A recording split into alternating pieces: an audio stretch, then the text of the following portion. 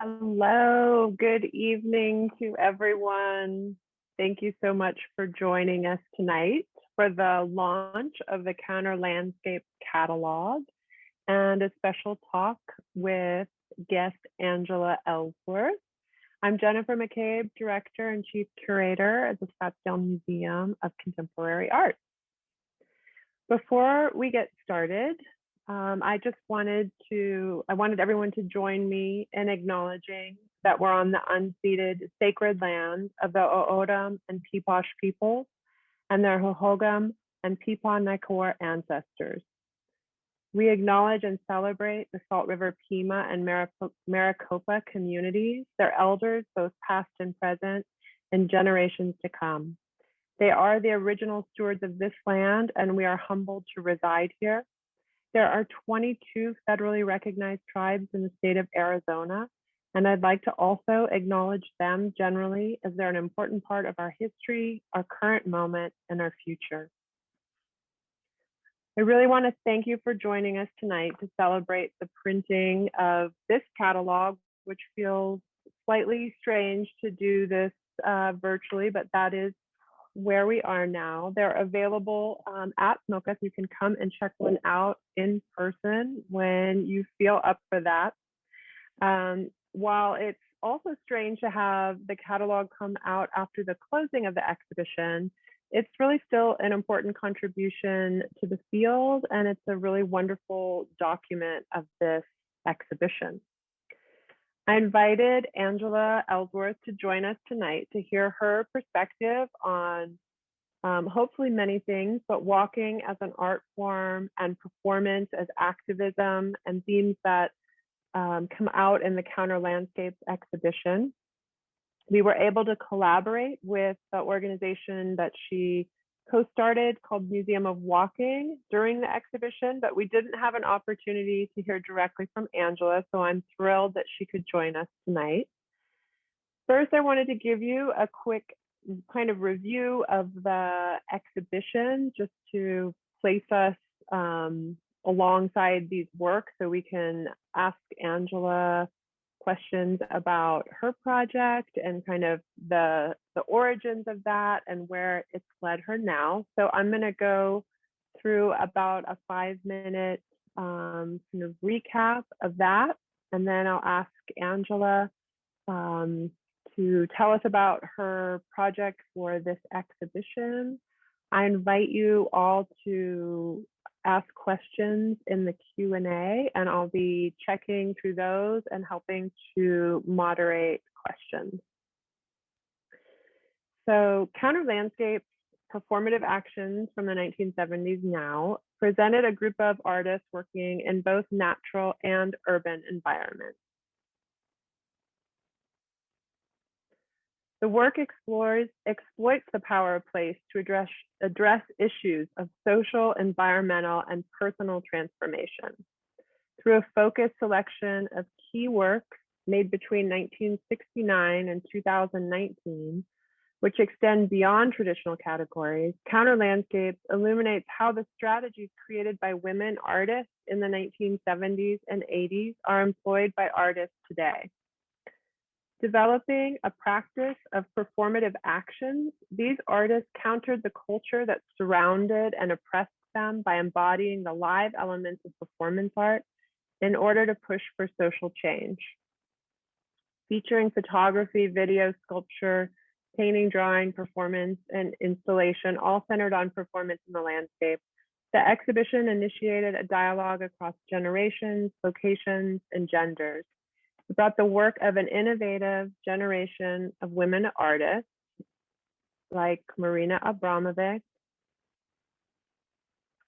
Eleanor Anton, Agnes Dennis, Valley Export, Rebecca Horn, Suzanne Lacey and Leslie Labowitz, Ana Mendieta, Adrian Piper, Lottie Rosenfeld, Bonnie Ora Shirk, Bethane Swartz, and Mayoral Latterman Ukele. So it brought these innovative women artists together with more recent work by artists who have adopted and extended their methods, I would say. These artists were both male and female and included Alora and Calzadilla, Frances Alice, Angela Ellsworth, Ana Teresa Fernandez, Maria Hupfield, Saskia Jorda, Christian Philip Mueller, Hope L., Sarah Cameron Sund, Shu Tao, and Antonia Wright. Counter Landscape shows how, in the process of overcoming obstacles that these women faced, artists working in the landscape in the late 20th century developed inventive methodologies that have profoundly influenced younger artists and really changed the face of the art world.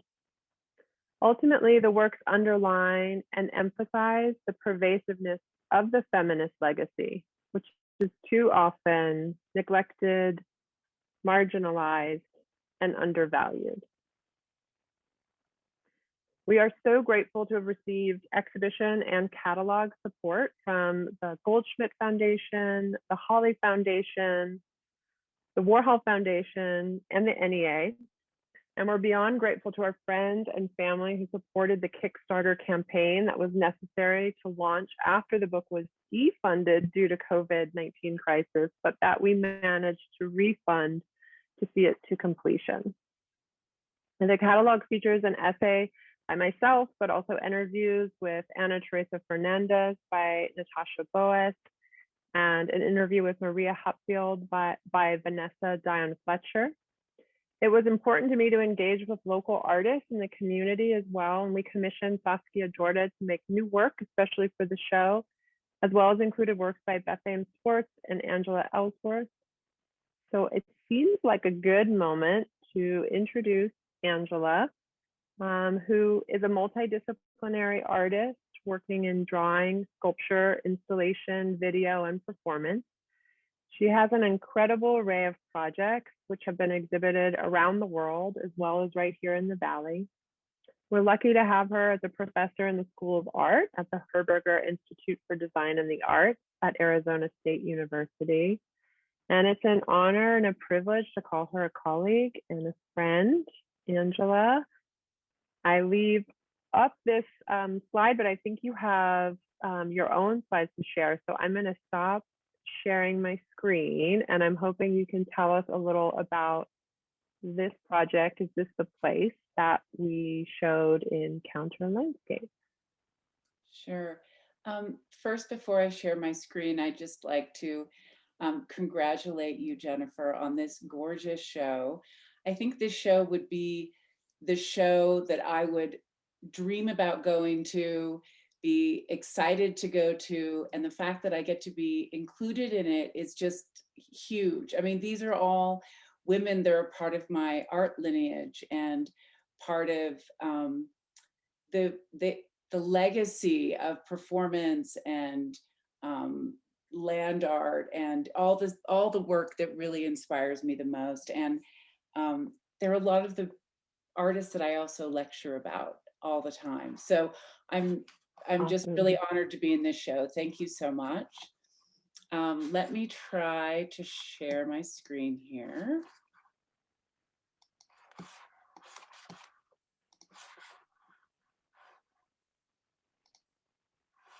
Okay, can you all see that? Just give me a nod. Yeah. Yes, okay. So I thought it would be interesting, first of all, this work is that I put into the show that Jennifer and I discussed is older work. And what I realized in revisiting this work is that this is before the Museum of Walking. This is actually, it led up to the Sister Wife performances. So it's just interesting to relook at work that you've done a long time ago and see how it is relevant today and how it fits into the trajectory of your larger scope of work. So I want to start with something that was the first love circle. And the love circles are all done with my partner, Tanya Katan. And the first one was done in Los Angeles. In 2004, we decided that we wanted to be married. And of course, gay marriage was not legal then.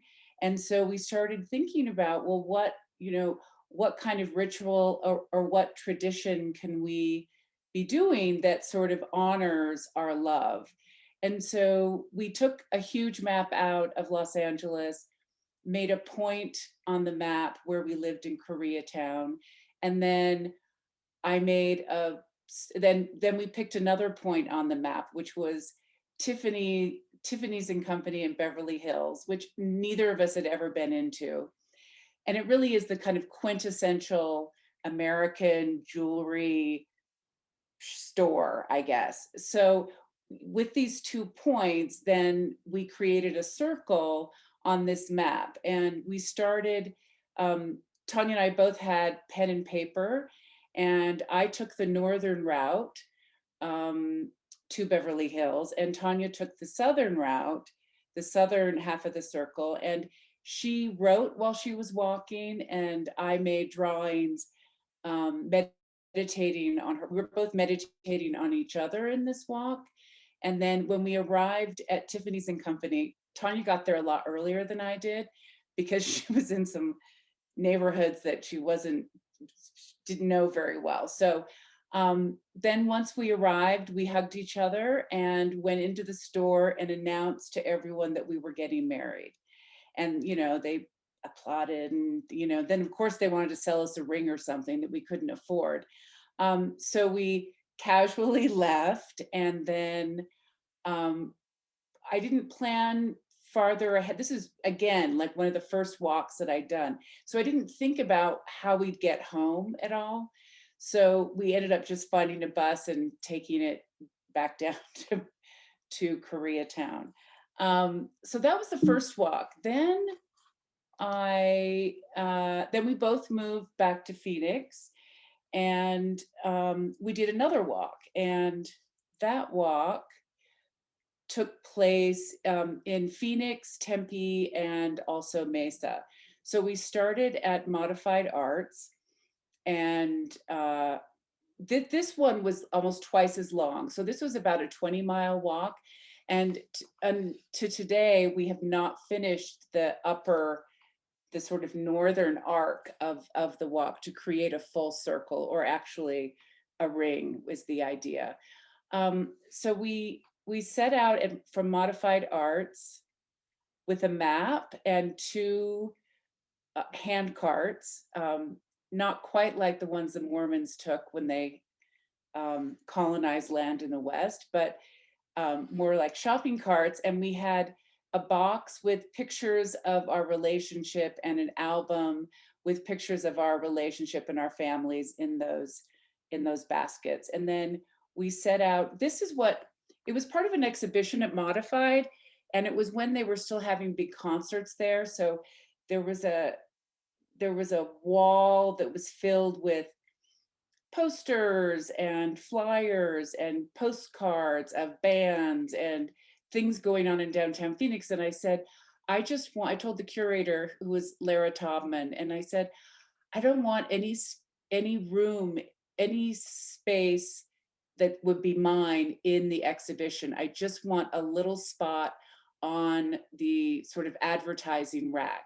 So I delineated that area with a Tiffany blue color and this one corner of the rack. And then this was the folder that I think was in the exhibition that people could pick up. And then it also gave them, it gave them a phone number that you could call us at any time when we were doing our walk on October 24th, just to see how we were doing. And so it was kind of a hotline to us. And people what they would do is find out where we were, and then they'd come and bring us cookies or bring us like lattes or whatever, or join our walk for a few miles. And so it was communal in the sense that people could reach out to us and they could also join us if they felt like it. And there were, I think, 3 people that walked almost the whole way. So the idea was to walk, to make this half circle, to meet at the other point, which was the LDS temple in Mesa. And this is when we were kind of thinking, well, we kind of want to have a wedding.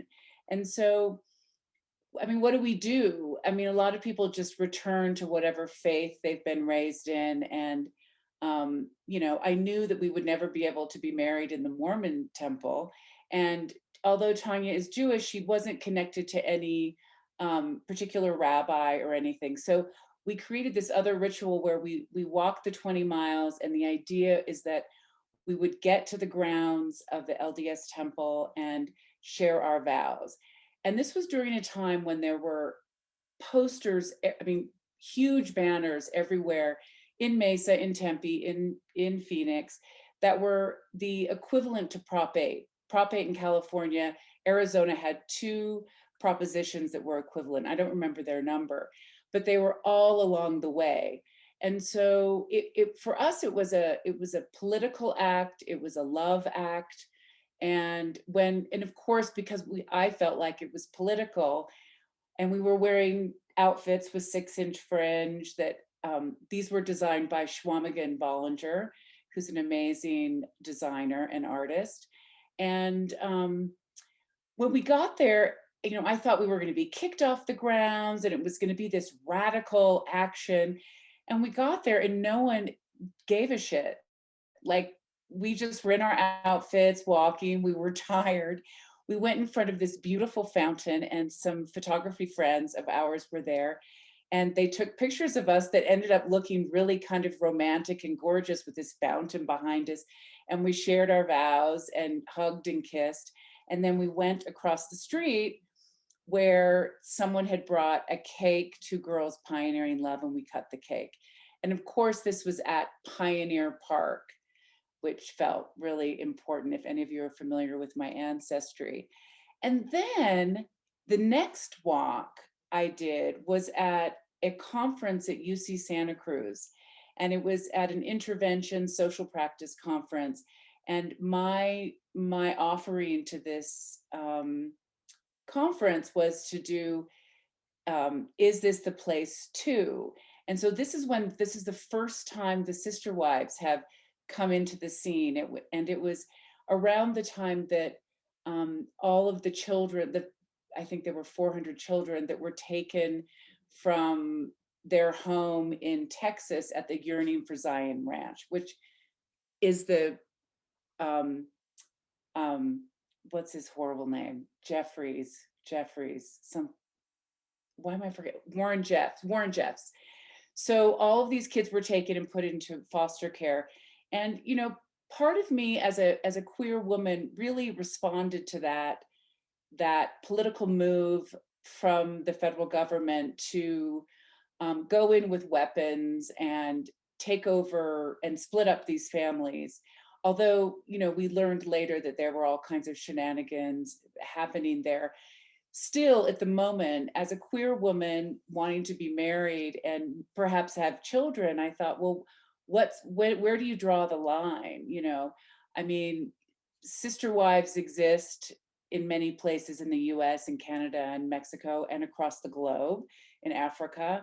And so, where do you draw the line between,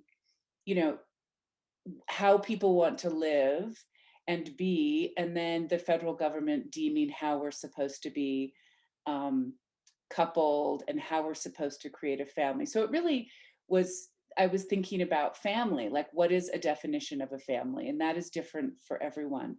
So this was the piece we did. I had 2 sister wives, and I don't know if any of you are familiar with Tina Takamoto. She's a scholar and actual dean now at California College for the Arts. And so she was a part of the performance as sort of our in drag as a man figure. And what we did is we walked in a ravine in Santa Cruz. It was sort of like a dried up riverbed, and we found sticks, that large sticks in the ravine, and then we created floor plans for a future house for multiple children and multiple wives.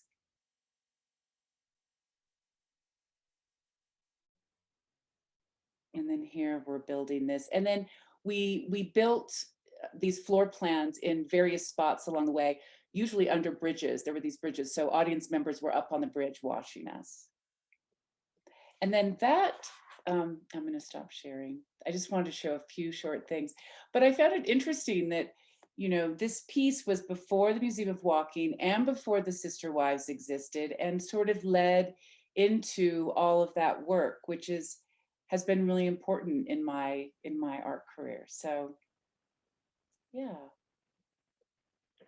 How how how did you come to the idea of walking as an art form? Um, Or was there yeah. Oh, sure. a Yeah. moment? There are many reasons.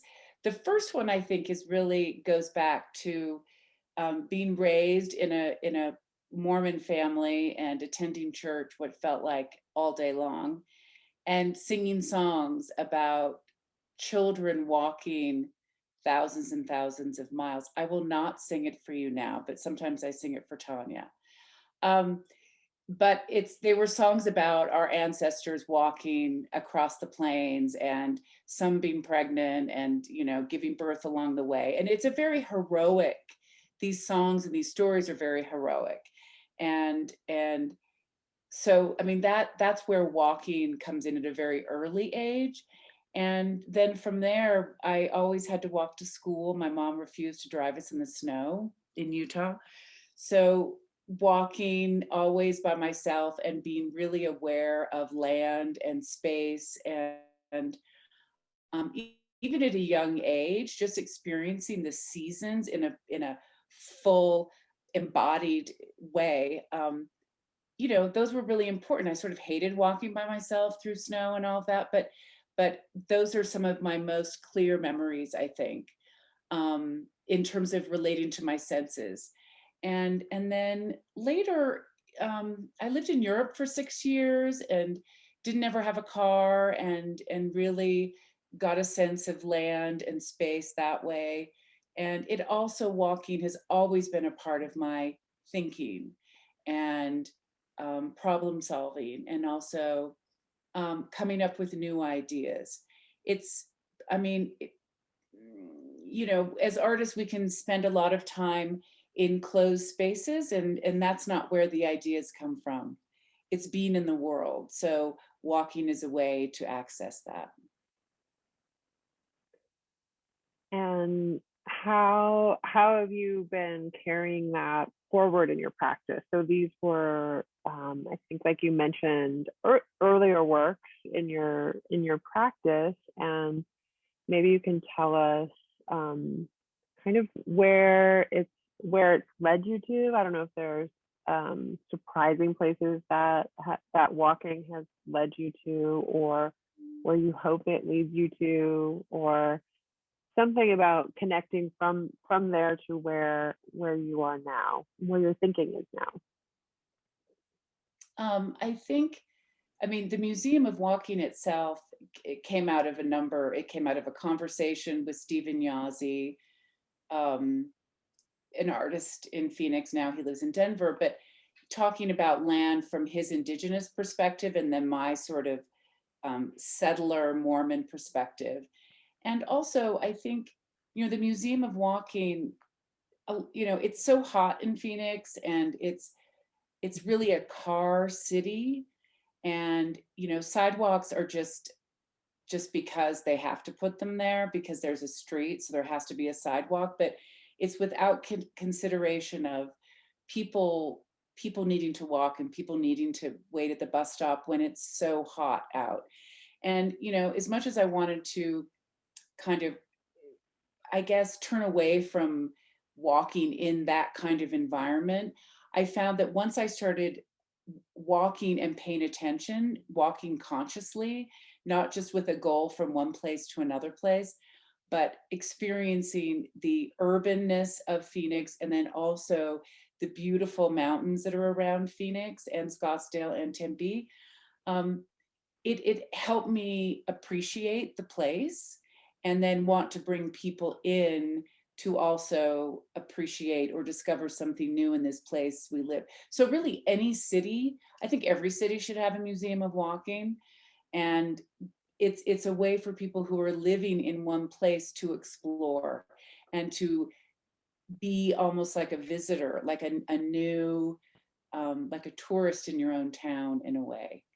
Um, and walking is still real, you know, it's always important because, like I said, it's my thinking. Um, you know, during COVID, Museum of Walking has quieted down a little bit. I didn't want to have to patrol people wearing masks. And so we've looked, and well, actually, speaking of that, our very last community walk was in February of 2020, I guess. And it was a project we'd worked on for 2 years. You know, we sort of had heard of COVID by that point, but we definitely were not thinking too much about the dangers and the impact because it felt far away. But very quickly we learned. But it was the last project, and it was the project we worked with an Indigenous woman. She's Ojibwe from Minnesota.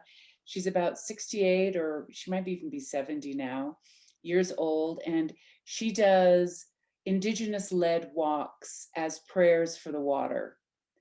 And so I knew of her work when I started the Museum of Walking and had constantly tried to get in touch with her. And she and I laugh at it about it now, but I said, you never responded to any of my emails. And she's like, well, I was always walking. She's walked the Mississippi, the entire Mississippi, the Missouri, rivers that are sick and that are toxic and that have forgotten who they are. And so she takes water from the headwaters, and then that water gets carried only by women, carried all the way to the point where the river either merges with another river or ends, trickles out or something. So I had wanted her to come and walk, you know, do a prayer for the water, um, the Rio Salado, which I think is it's such an important river in Phoenix and has such a long history going back to um, the Hohokam. So, you know, and now it's, you know, it's an incredible river. Parts of it are riparian now, and parts of it are also like completely industrial. And so she agreed, she got back to me and she agreed. And we took a number of years planning how this would work. And she said, you know, I will do this walk, and I want it to be, the walk must be half Indigenous walkers and half non-Indigenous walkers. And she said, it's very important that I don't have, that these prayers aren't taken over by non-Indigenous people. And she's like, it's not, she said to me, it's not your fault that you're white, but you are used to being in a position of power and control. So that comes naturally to you. And so I will, you know, remind you if that starts happening. And she didn't ever have to remind me. So during COVID, so we did the walk. We had a videographer walk with us. There were about 4 Native youth from Minneapolis who came and walked. Sharon brought them. It's very important because she's older. She wants to pass along this tradition to younger Native folks to continue the tradition. So there were probably half, you know, Arizona folks joined. We walked for, I mean, it was 120 miles, I think. So it took over a week.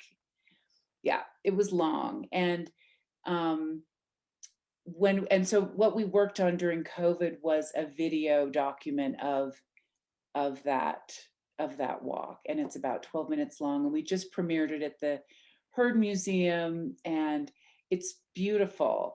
I mean, there was ceremony every morning and every evening, and that is not anything that's able to be, you can't videotape or take photographs in those times. So there's some lovely animation. The videographer was Krista Davis, and she did the animation, and it sort of tells the story of this walk. It's strange because the Rio Salado, many don't know that it starts way up above Roosevelt Lake, and the very start of the river we couldn't even get to because it's too rugged, it's too rough, and it's also on native land, and we didn't have a connection. Sharon could have walked there, but none of the other walkers that were there the first day would have been able to do it. So um and it was too rugged and rough. And then the walk actually ended at the racetrack. I think it's in Levine. I think it's in Levine, the car racetrack. I mean, it's so bizarre. So you get there, and then this bucket of water we've been carrying for a week gets dumped back in to itself to remind itself of how it is before it's impacted by humans along the way. So anyway, it was an amazing walk, and difficult to make a video of because the experience of everyone who was walking, it's such a profound experience that um, it's difficult to document that, as any walk. I mean, videos of walks are couldn't be more boring. They're so boring.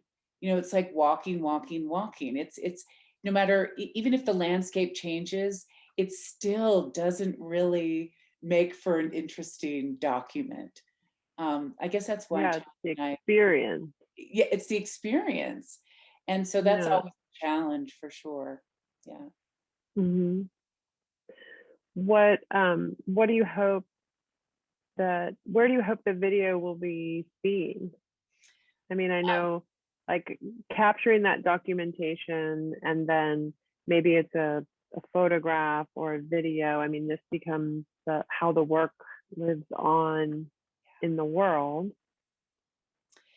It premiered at the Herd because that's where we brought Sharon in to give 2 lectures about the walks, which is one of the ways that we met with people who wanted to engage in the walk. And then since then, it's going into film festivals in Canada and in the US, and I think it's been included in, like, I think almost 15 film festivals at this point, which is really exciting. Amazing. Yeah, and That's really exciting. yeah, it's really exciting. And Sharon Day, um, she does some theater work. She's the executive director of Indigenous Peoples Task Force. And so she has this kind of huge job. It's a nonprofit she started, and um, she keeps busy doing a lot of things. She does some writing for theater, and so the Walker Museum is actually doing a retrospective of her walks coming up at the tail end of spring, I think. So I think this video, part of it might be included in that. Um, so Awesome. yeah, it's great. It's really exciting. I'm excited for her for sure. It's such a powerful concept and something that we all need to be thinking about.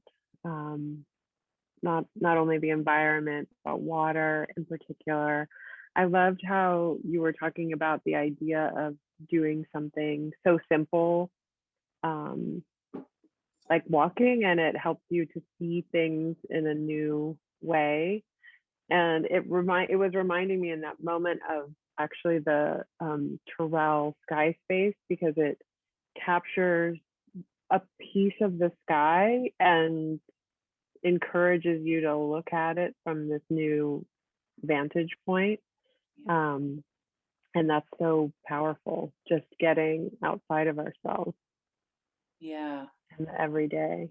So I mean, where will Museum of Walking go, and what will be the next thing? Are you ready to come out of COVID, kind of?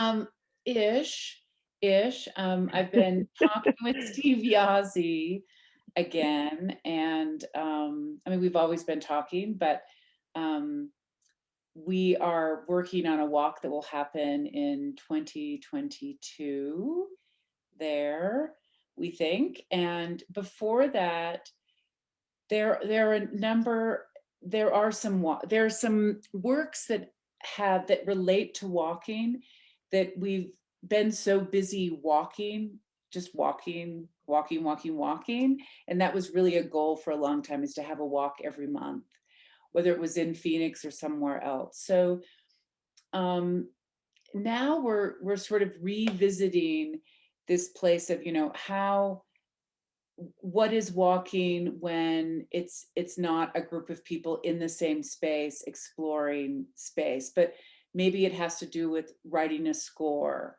or prescribing some kind of walk where people in multiple places across the globe are able to um, engage in a walk at the same time. And then we're also thinking about working on some sound walks.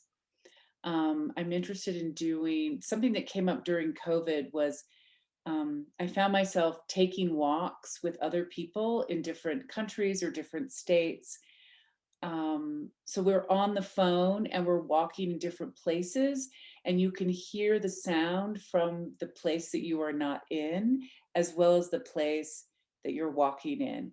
And there's something really special about that. And sometimes it's someone's walking in nature in another place. On the other end of the phone, someone's walking in an urban setting and their car's honking. And so I'm thinking that we'll be doing some sound walks that are walking with particular people. So walking with an artist in New York, taking us on their favorite walk, and then we can all join in that walk. So that's involves a little more technology than my desire to simplify and just be on our feet or on our wheels and moving slowly. Um, so, we'll see. Those are the things that are happening for sure. But we're all having to incorporate all these technologies and digital technologies and everything we do, so that kind of makes sense at the same time. It I does. love it. And I do think that, I mean, COVID's horrible in it for a million reasons. And also, as creatives and as artists and curators and museum people, we have the opportunity. And I've noticed that Smoka, you've done a very good job at taking on the challenge, and not just saying, we're closing our doors and this is that, but actually figuring out programming that can activate some other space or thinking or whatever. And so I just want to acknowledge that I've noticed that the Smoka is one museum that's really taken that on and continued programming that engages people in a new way. And I think that's really important. I mean, I have to do it with my students. So, and it's Right. not always bad. Thank you. It's sort of Mhm. really, it asks us to engage in a new way, and that's never a bad thing. Right, right. And I think somewhere along the way, when we last year when we closed the museum and we were, facing so many unknowns, it just became obvious that we still had to create content, that we couldn't, with if we're not creating content, then we're not doing anything. So we need to keep moving forward. And although we don't know how it's going to land or in what format, we need to keep moving forward. Yeah. I want to open it up to questions. I don't see any questions, but if you have questions for Angela or me, but Angela is so much more interesting than I am, you should put them in the Q&A. Otherwise, we will wrap it up to, I think, acknowledge the Zoom fatigue that happens. I hope if you contributed to our Kickstarter, you will be getting a book in the mail very soon. And if not, you can come and check them out. They're really beautiful photos and artist pages. It's really hard to do that. It You looks like can't you found appreciate a it, but catalog. it's a sturdy book. It's a coffee table book. Um, so I'm really so happy.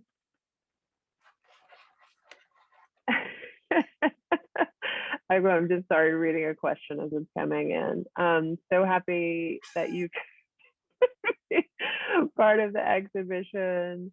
There's a really great question about your partner, Tanya. Is it hard to get her to walk in Fringe? I can't Yes. imagine that would be hard Oh, at yes, all. it is. Yes, it is.